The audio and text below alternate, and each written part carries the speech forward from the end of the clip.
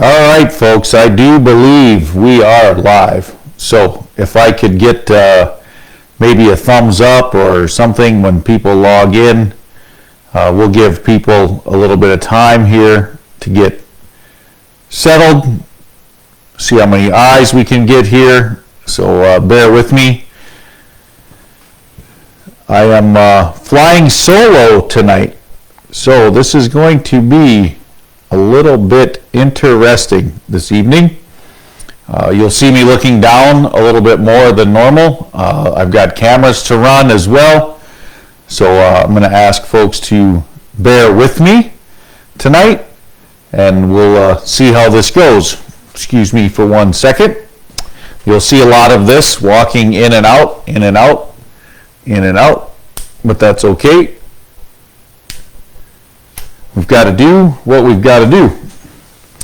Guy can only beg help so long before you hit a day where none of your buddies can make it. So we'll hang in there just a few seconds, and we'll see who joins in. We are live tonight on the Devil's Lake Visit Devil's Lake, North Dakota site, and this is also going to be shared simultaneously on my Johnnie Candle Professional Angler site. So I have that site pulled up here as well on my page, and I'm logged in on my phone to try to follow along with that so I can follow comments on that page as well. Oh, I better turn that volume down.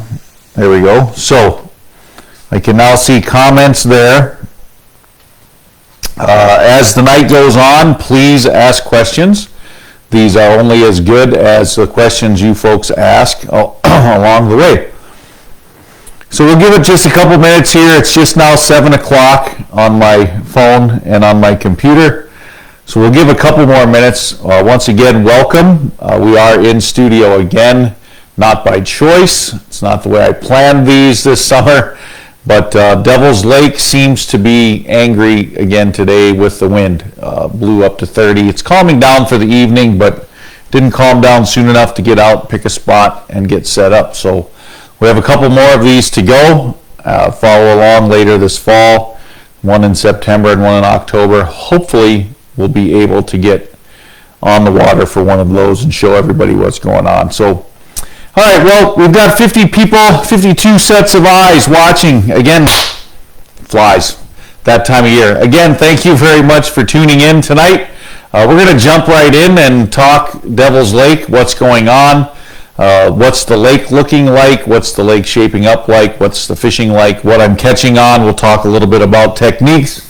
And again, please comment. Let me know if the volume is good, bad, or other. If something goes wrong, let me know. I'll check these out as we go.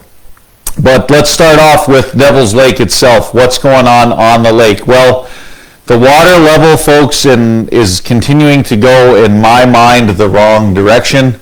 Rumor has it there are no pumps running anymore, but that's 100% rumor. I cannot confirm or deny those factually, but word has it that the pumps are shut off. But man, when it's in the 90s, high 80s, windy, evaporation is taking its toll. You can almost notice it daily that it's dropping. Places that you could get earlier this spring, you can't get now.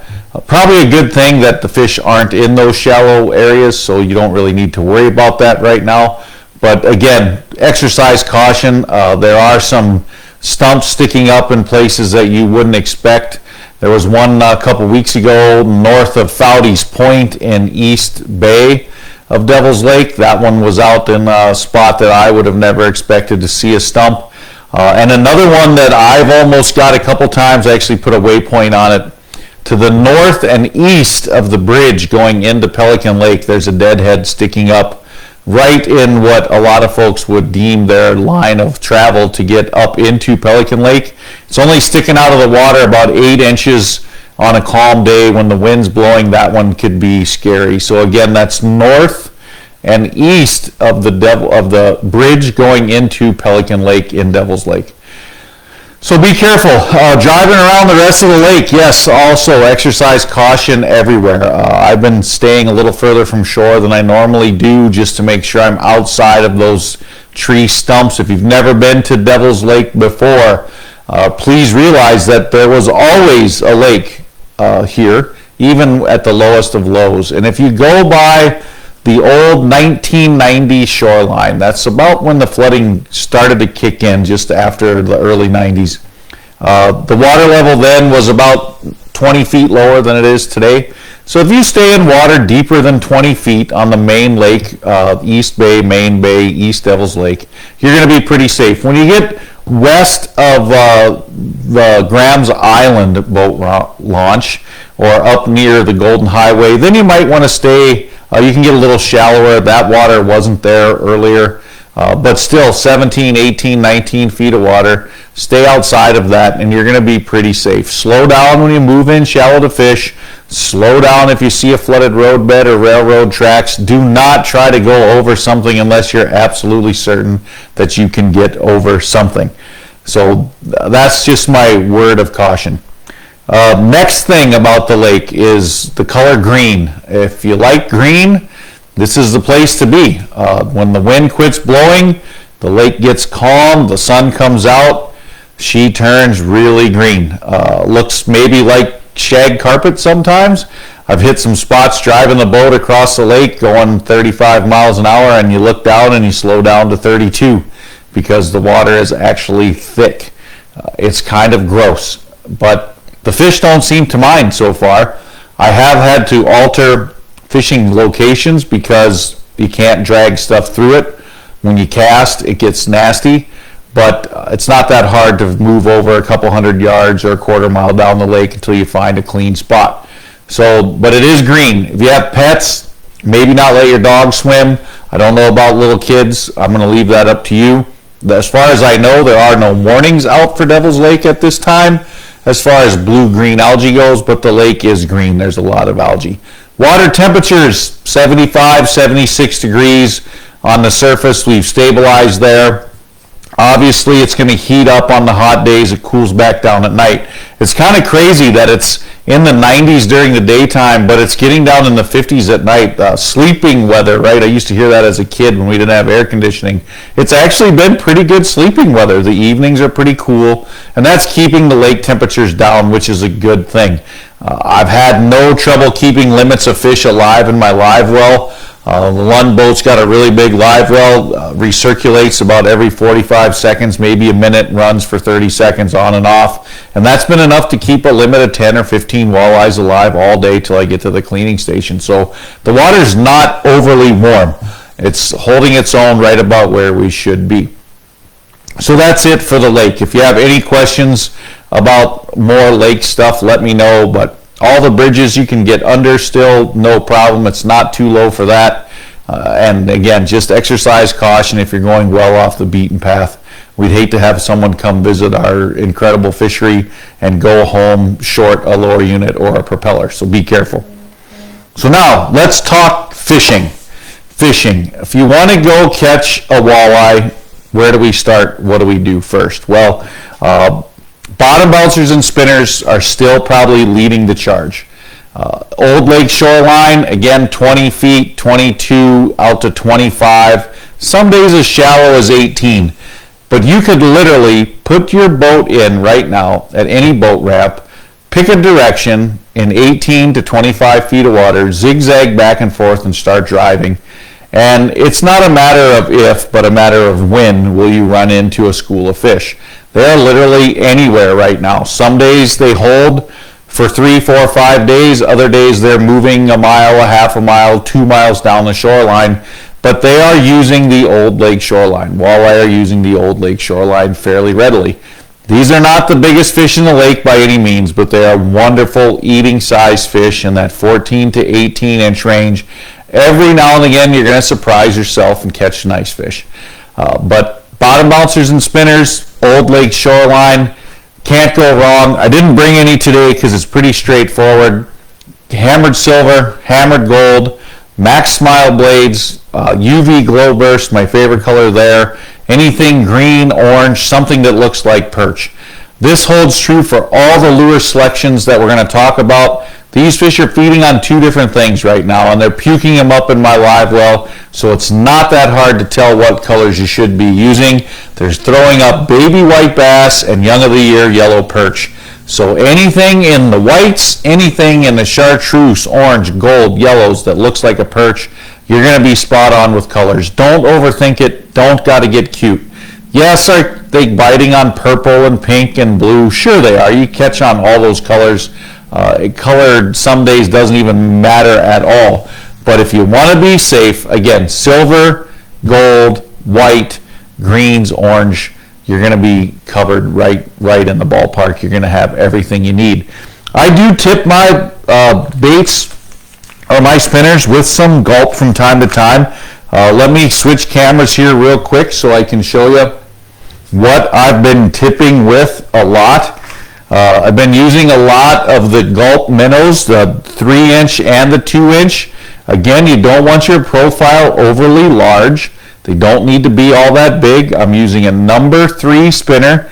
This is a Gulp Minnow here. This happens to be the 3-inch. They do make them shorter in a 2-inch.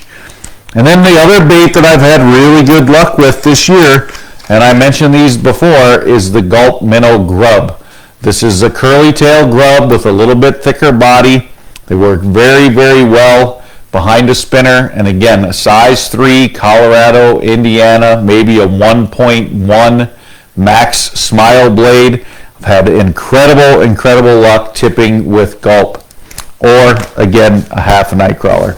So that's bottom bouncers and spinners for us along the Old Lake shoreline. Other technique that's working on the Old Lake shoreline is pulling Leadcore. I got out the other day, got the lead out. I love that saying because there was an old DJ back in the day when I was a kid when they played a Led Zeppelin song. They always talked about getting the lead out, so it takes me back to my childhood. But trolling with Leadcore has been very effective and some really good catches. Works really well out there in that 18 to 25 foot range because we're fishing with small baits. If you're going to be trolling crankbaits on Leadcore, you're going to be wanting probably size 5s, maybe even size 4s, possibly a size 7 every now and again, but I've had much better luck on Leadcore with a little bit smaller baits. So let me grab a box here, grab a box of Salmo Hornets, if you bear with me one more time, and I will switch the camera angles again. But Salmo Hornets have been working extremely well on Leadcore. There's my Salmo Hornet box, and if you look in there, you will be able to tell what colors I use mostly. There's silver and blue, holographic white, clear, and then I've got perch, fire tiger, perch, and more perch. So those are the colors right there. That's a good array, a very good selection. These are the Rattling Hornets, 4.5s and 5.5s. I also troll a lot of just the Hornet 5Fs. Again, I'll show you a couple of the colors that work really well here in Devil's Lake. So those are great trolling baits with Leadcore. I'm going to run through a few more baits before I switch camera angles here. Some other baits that are working well are the jointed flicker shads in size 5. Again, white is a great color. Or the standard flicker shad in size 5. Again, perch is a wonderful color as well. So flicker shads, Hornets, size 5s, size 4s, maybe a size 7 every now and again, but not all that often. So when we're trolling Leadcore, what do we want to think about? What do we want to look for? So when we're in that deep water, we'd have to have a fair amount of line out. So you're going to want to have a reel filled up with probably all 10 colors of Leadcore when it comes on a spool. At 2 miles an hour, which is a trolling speed I've been targeting, your lures are going to get down about 5 feet per color of lead. So that's every 10 yards or 30 feet. So 5 times 30 is 150. And you're going to find that it doesn't quite take 150 feet to get down to 25 feet of water. But somewhere definitely in the 120 to 130 range to start. What I like to do is I let my lines out, I let them settle down for a while and get into the depth I want, and then I slowly let line out till I make bottom contact, and then reel up a little bit. If you stay on that old lake shoreline, again, 20, 25 feet, you're probably going to avoid a lot of snags. You got to remember, all the trees were shallower than that. You're fishing a shoreline that always had water on it.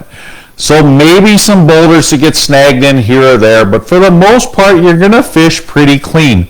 Bottom contact's not going to kill you. You might lose a bait or two here or there, but not all that many. So 2 miles an hour, get out there, 20, 25 feet of water, keep looking around, and trolling's a great way because you're looking for fish while you're fishing. If you find a hot school of fish, you catch a couple on lead, and you want to slow down and fish a bottom bouncer and spinner on them, you can. If you want a vertical jig on them, you can. That works well also. So that's pattern number 1, old lake shorelines. Bottom bouncers and spinners, trolling Leadcore, the best ways to cover old lake shorelines. Some areas where this is working well, holy cow, I don't have all that much time to list them off, but we will. We'll start near Graham's Island. We're doing well on the old lake shoreline on the south shore. Patience Point, Hog Bay has produced some fish on the old lake shoreline.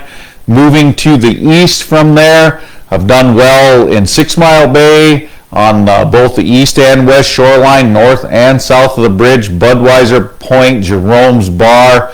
You go to the south shore of the lake, south side of the towers, just outside of Old Mill Bay.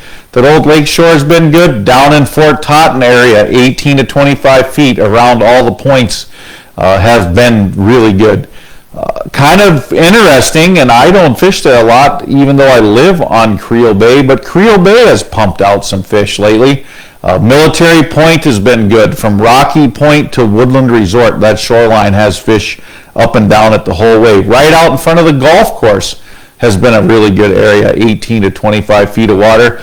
And probably shouldn't tell this because it'll get crowded. It's not a really big spot, but what the heck, Beer Can Island, right outside of Woodland Resort. I caught 2 days, caught limits in a row there, pulling bottom bouncers and spinners in that 20, 25 foot range around Beer Can Island, and it was kind of fun watching all the boats leave Woodland Resort to take off all across the lake, and my guide clients are shaking their head going, don't they know these fish are here? And I said, don't tell them. We don't want them to know. So that's good areas there in Creel Bay. Sorry about that, folks, but I lost connection here for a second. As we go under the bridge, Mission Bay, the old railroad trestle, again, that's right on that old shoreline. That's been good, and the old gravel pit across from the casino has been really good. Going north under the Highway 20 bridge, either side, troll it straight north, whether you want to start down in the corner of Highway 20 and 57 and troll all the way to the Acorn Ridge boat ramp, or if you want to start right at the bridge going to the east, right in front of the little new boat ramp campground there, and follow that shoreline all the way up to Foudy's Point outside of Penny Bay and around Foudy's Point is really good. Birkeland Point has been really good. Over in front of the East Bay campground, 3/4 mile reef, even the down into Black Tiger Bay. Again, look around, use your electronics. You're going to see these fish, but those areas have had fish all along. And East Devil's Lake I have not been into yet. That's kind of an unknown secret, or not so much an unknown secret, but it's been secret to me this year. I haven't heard much from over that way, but I guarantee you there's fish biting in East Devil's Lake as well. So that's locations for old lake shoreline. Next thing we'll talk about, while we're still kind of in the trolling mode, is flooded roads. The road bed bite is on.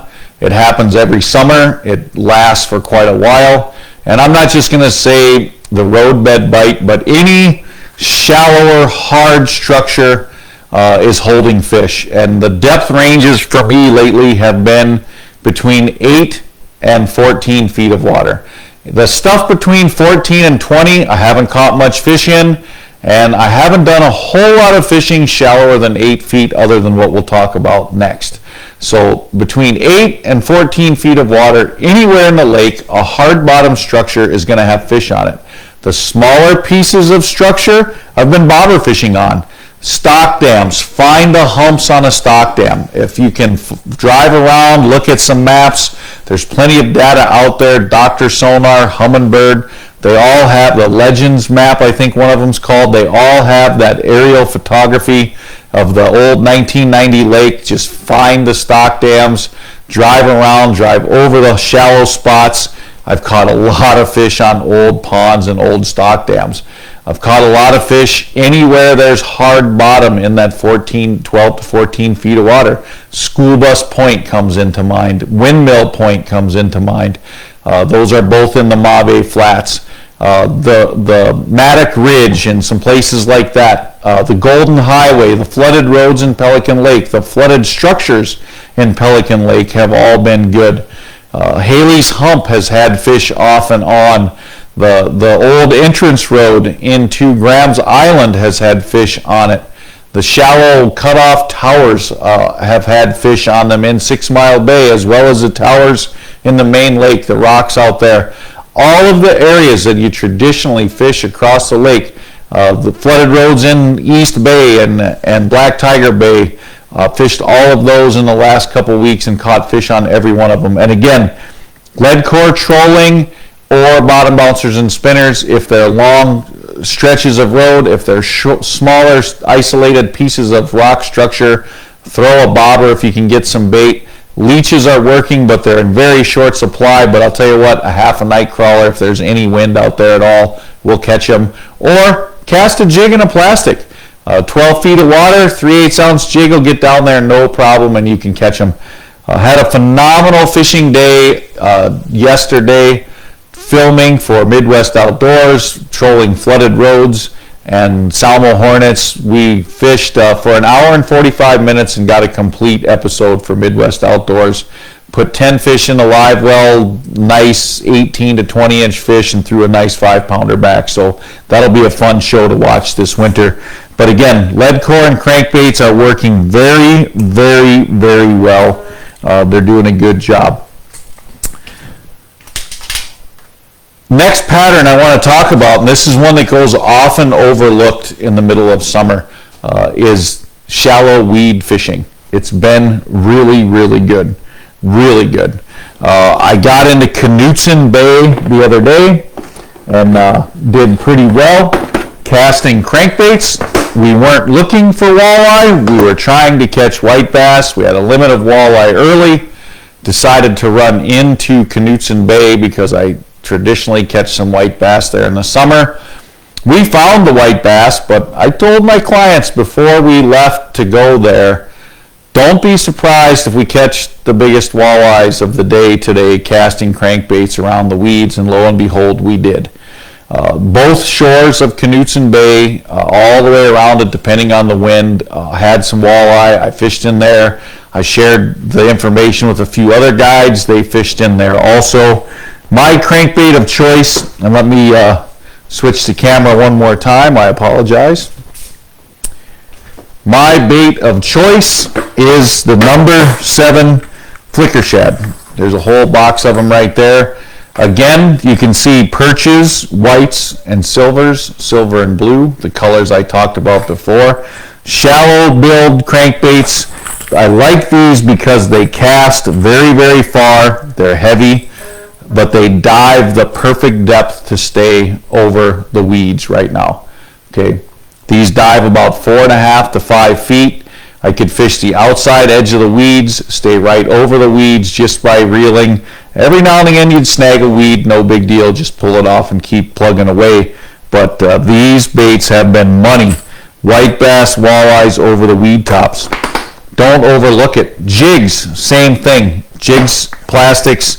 I love the Pro Swimmers. These are a Shields bait. Big Bite Baits also makes a Pro Swimmer. And again, you'll notice these aren't the largest ones in the world. This is a 2.8 right here. It's a 2.8 size and a 3.3.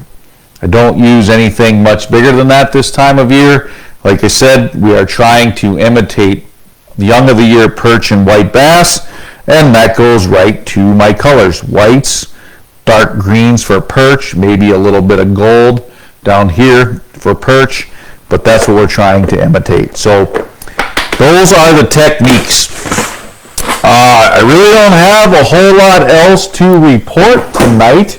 I was kind of hoping that we would get a few questions. There's got to be some questions. Hold on, let me scroll down here and see. I got 0 questions. Come on, folks. How about some questions? I need some questions. I don't want to quit 23 minutes into this seminar here. How about a couple questions? Somebody got a question? Anybody got a question? No one's got a question? Got to be a question. Come on, somebody have a question. I've been fishing all Fireline this year on my bottom bouncers, Fireline on my slip bobbers, Fireline on my trolling leaders. You might want that with the weed growth. It's a lot easier to detect if you pick something up that you're not wanting on the end of your line. So try Fireline. 10-pound test is working really, really well. For the bouncers, 2-ounce bouncer everywhere I go. Have not had any trouble yet with a 2-ounce bouncer. It's working well out to 25. You might have to have a little bit more line out, but I'd like to tie one on and leave it on all day long. It works really, really well that way. Oh, here you go. Justin Sackenruder asked me if I covered it yet, but when I use my Leadcore, do I use a swivel or do I tie my leader direct? And Justin, I tie my leaders direct. I tie an overhand knot in the end of my Leadcore, just like tying your shoes, a simple overhand knot. And then I tie a uni knot in my Fireline leader and snug it down against the overhand knot. It works really, really well. It's nice and thin, goes through the eyes of the rod really well.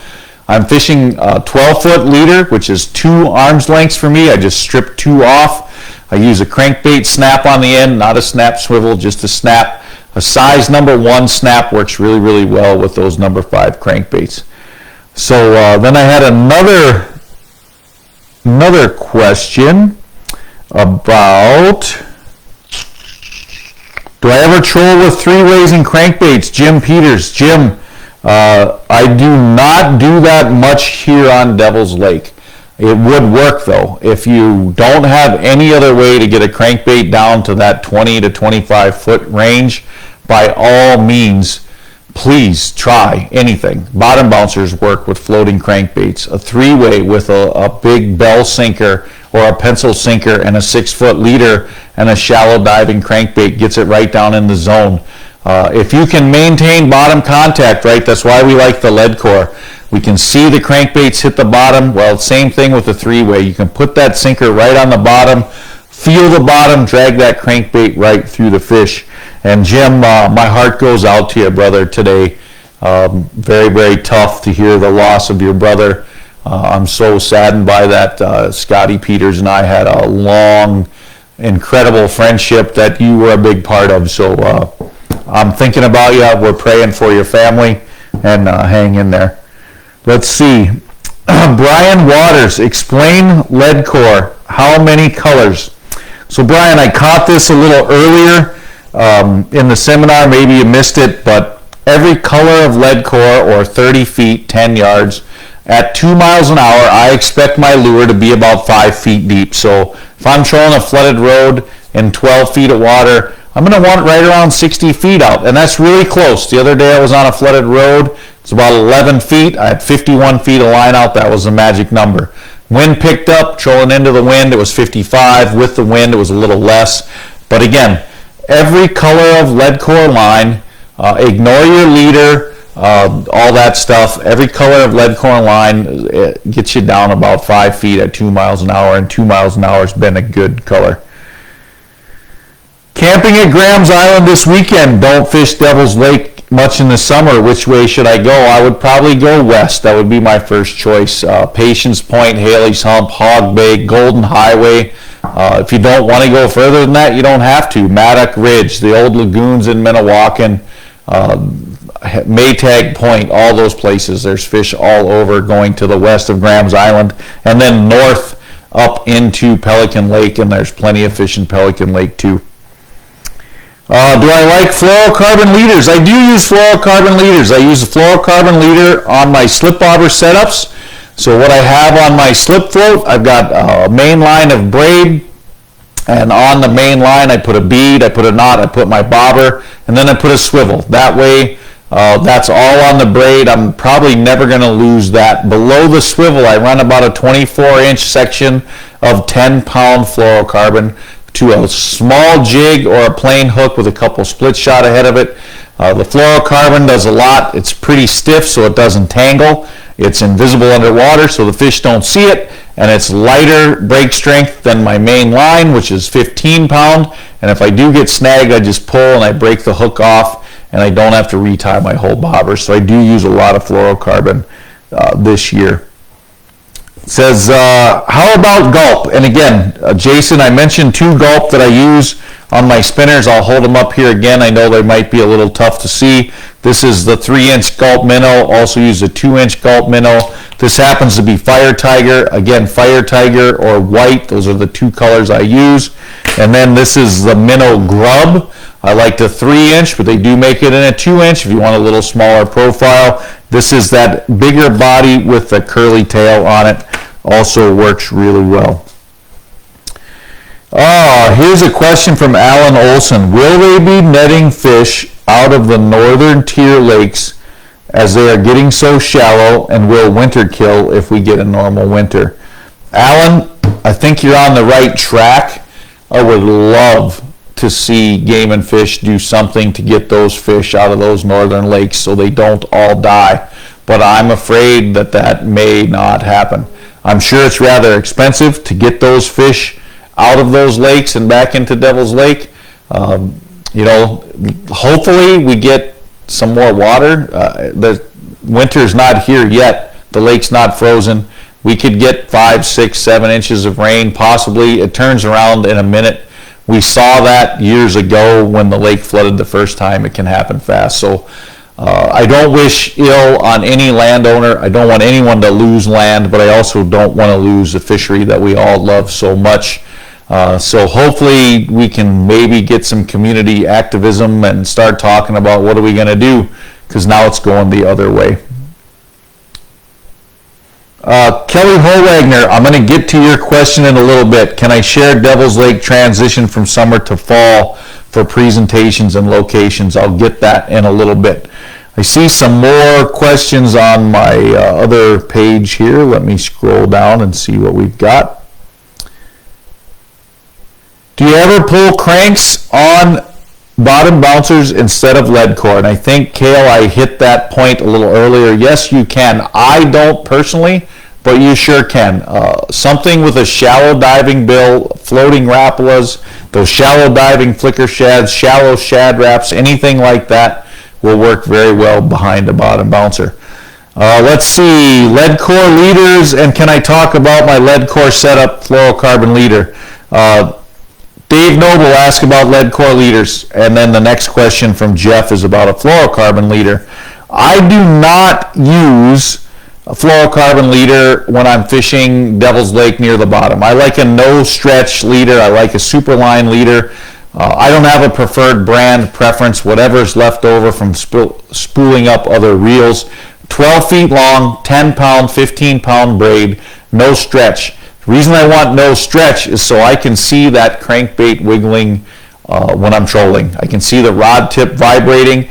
If there's no vibration there, something's going wrong. And if you've ever trolled Leadcore before with a fouled lure, you will know it does not take very long at all to get a tangled mess. So you're going to want to get that in quickly. So Fireline or Superline leader, no fluoro, and check them instantly. Rod lengths when using 2 rods. I showed my 6.5 foot trolling rod there, then I back it up with a 12-foot rod beside it.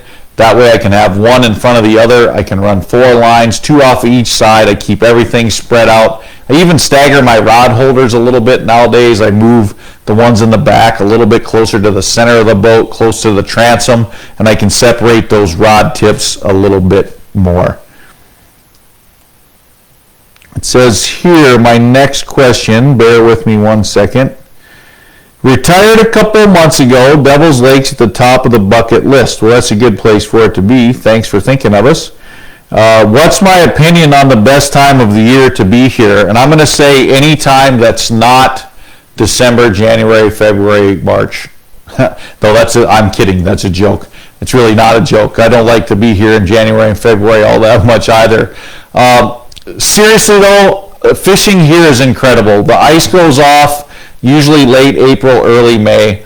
Water starts to warm up. By the middle of May, there's a lot of fish in the shallow backwater bays. They're a lot of fun to chase with jigs, crankbaits, casting around. Once the water warms up and they get a little more active, like the crankbait casting thing remains, then you can start pulling bottom bouncers and spinners. The bobber thing lasts all year long.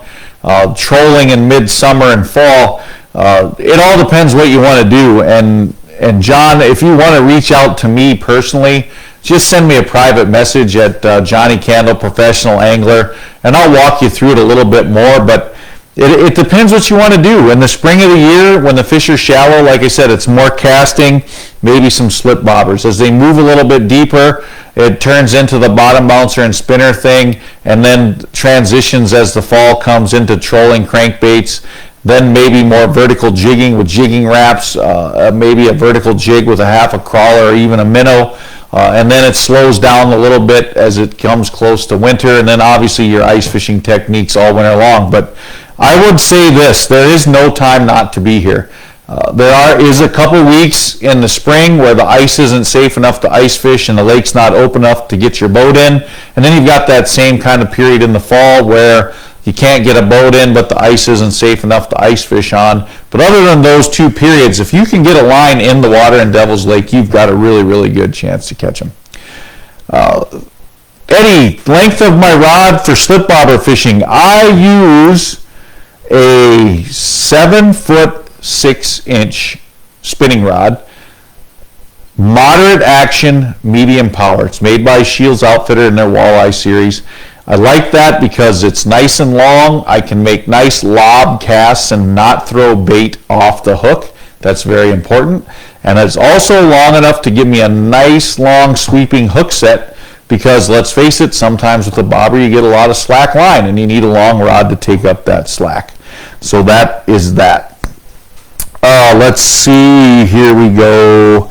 Humminbird Lake Master Chip have the old highway overlays, or do I have to go with Dr. Sonar? Casey, Dr. Sonar will not work in a Humminbird unit, so that kind of stinks. I'm not going to let you go buy a Lowrance. What I'm going to tell you to do is log into the Humminbird website, humminbird.com, and search for the chart select portion of the website. Scroll down to Devil's Lake or search for Devil's Lake, and you will see all the multiple options of layered data or overlays that you can purchase and download to your own SD card and display on your Humminbird to give you the data that you want. The one I would recommend is the 1990 overlay. That shows us everything we need to know. That's the shoreline I've been fishing. It's the shoreline I've been talking about. It's $5 plus what your SD card costs. So 32 gig SD card, probably $10 unless you buy in bulk. They're even cheaper. And $5 for the data. That's a lot better than some of the other options out there for other options for other depth finders. So that's a good one. Let's see, a buddy and I will be there this week. How's the Perch Bite? Kevin, the Perch Bite has to be there because I'm starting to see perch coming in the catches of walleye anglers as incidentals. I got one about 13 inches last week pulling bottom bouncers, or no, that came on a bobber. I had a guide buddy today have 2 perch in his catch pulling bottom bouncers and spinners. They're out there. I don't look for them specifically. I have them as bycatch from time to time, but they are starting to show up. That tells me if you went out and looked for them, you'll probably be able to find them. Again, I'd start on that old lake shoreline, maybe look in the mud a little. When you see a big school of smaller arches on your screen, odds are those are going to be perch, and they're going to be good ones. So I'm going to back up. I'm going to back up now and talk about the future. Kelly Holwagner asked me to talk about the transition from summer to fall. for presentations and locations. And Kelly, how dare you say fall yet? Don't give up on me. Summer is still here, man. Come on. Hang in there with me for a couple more weeks. But I'm going to start to predict what's coming. The nights are cooling off. It is August 8th. Friday night lights. High school football starts in 2 weeks. We could have a frost before September 1st. It does happen. Knock on wood, let's hope it doesn't, but it could happen. Nights start cooling off, water temperature starts cooling off. We're not going to see a big change this week or next week. I don't believe we are. But by the end of August, first part of September, the weeds start to die. And in my mind, that gets triggered by the first frost. Once the weeds start to die off and that water temperature starts a cooling trend, that's when things start to change on Devil's Lake. I get away from the shallower bites. Not that they're not still there, they are, but fish start leaving the weeds. The fish that I mentioned earlier that you're going to catch casting crankbaits start leaving the weeds. When they leave the weeds, where do they go? They go to that first major drop-off, and they're going to look for hard bottom. So the rock piles, the long rock transitions, some of the flooded roads, right? They're shallow on top, deep on the edge, steep and deep. That's what I look for in the fall transition period. Those larger main lake points, Fort Totten Bay gets really, really good. It's big, giant boulders. It's a lot of rock, and it's very near deep water. That's where the fish start to move to, and they start to group up a little bit more. Trolling Leadcore remains really good. I switched to crankbaits over bottom bouncers and spinners. Don't really know why. I'm sure a bottom bouncer and spinner would still work as the water cools off, but it seems like the fish will start looking for a little bit bigger offerings, and it's easier to give them that by going to a size 7 or a size 9 crankbait on my Leadcore. The other thing that we start doing is vertically jigging more. Again, pinpoint structure, hard bottom, near a steep drop-off, jigging spoons, blade baits, jigging wraps, shiver minnows, all those types of presentations become the norm, and it's just getting started to happen now. Slowly but surely, summer is taking its toll on the weeds. When the wind blows really hard, you start to see more dead weeds uprooted, and the transition is slowly happening. I don't know if the transition is enough yet for me to give up on everything I talked about today and pursue other avenues, but it is slowly going to happen in the next couple weeks. So Kelly, get ready for the fall transition. It's going to be a fun one. It will be a good fall this year. There are plenty of big fish in Devil's Lake. I heard rumor of a 32-incher the other day. Did not see it, have not seen a photo of it. Again, all rumor, but I did hear of a really big fish. Let's see. It says here, speaking of perch, do you ever fizz fish or have a way of safely releasing fish out of deep water? Kale, I have fizzed fish before. I was taught by a fisheries biologist how to do it. It's not the easiest thing in the world to learn. I would suggest watching several YouTube videos or finding someone to show you how to do it. It does seem to work fairly well. Here's what I'm going to say about fish in deep water. If you catch a fish in deep water, deeper than you think the fish is going to survive, we have two options. Number one, throw it in a live well and eat it. I don't think any of us like that if they're way too small or way too big. The second option is unhook it and get it back in the water as quickly as you can. I don't care if it's a giant fish and it's really, really big. If you leave it lay on the floor of your boat while you get your phone out, find the camera, find somebody that knows how to use the camera, wipe the lens off, then pick the fish up and take a picture. It's too long. Get that fish in, get it released right away. As long as they're strong enough, they'll swim back down to the bottom and they will equalize. I have no concerns at all about catching a big fish if I can get it back in the water right away. But it's hot and it's humid and it's muggy and it's miserable, and those fish do not want to be out of the water any more than you want to be under the water. So unhook them, get them back right away. They'll swim right back down where they need to be and everything will be all right. So let's see. Kelly, I do like fishing when the hunters get off the water as well. That's a great time of the year to go out there fishing. So I think we covered just about everything that I had. Thank you very much for the questions. That makes these things zoom by really fast for me on this end. Again, thank you very much for putting up with me having to move around, switching camera angles and such.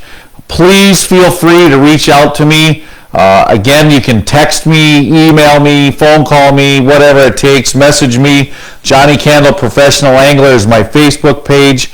JohnnieCandle.com is my website. I'll answer any questions you have. I will look back at both of these feeds over the next couple of days, and I will answer any follow-up questions that I missed. But on behalf of the Devil's Lake Chamber of Commerce and Devil's Lake Tourism, I want to thank everyone for tuning in. And we've got another one of these coming up. I think it's September 2nd is the date for that one. And we will keep you posted online as to when that happens. But thank you very much for tuning in. Have a great evening. Be safe on the water. Catch a lot of fish. And you know what? Shoot us a few photos. You get some nice fish, send them to us at Devil's Lake ND, and we will put them up there and share with the world your success as well. Nothing better than smiling faces and big fish. Have a great night.